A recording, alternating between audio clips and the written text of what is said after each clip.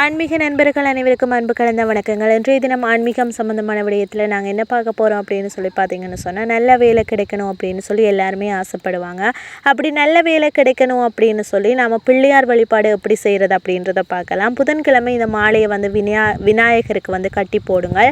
கைப்புற வள்ளி இலை இருக்கு இல்லையா, அதை நீங்கள் அதாவது பார்த்தீங்கன்னு சொன்னால் இதெல்லாம் கடையில் இருக்காது. நிறைய வீடுகளில் தொட்டியில் வைத்து வளர்ப்பார்கள், அல்லது தோட்டங்களில் அதுவாகவே தானாக படர்ந்து வளர்ந்துருக்கும்.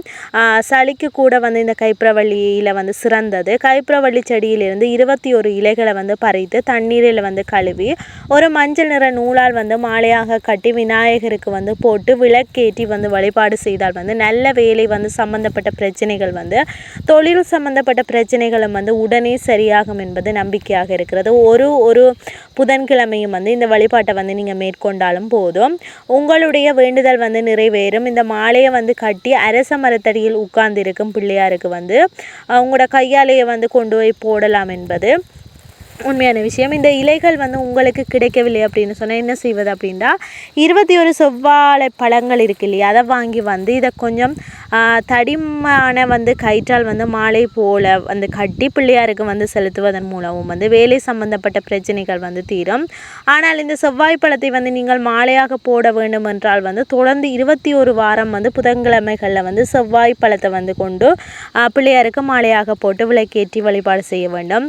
அப்போதுதான் பிரச்சனைகள் தீரும் என்பது நம்பிக்கையாக இருக்கிறது. அதுவே கைப்புறவள்ளியிலேயே மாலையை போட்டால் அதில் சக்தி அதிகம்.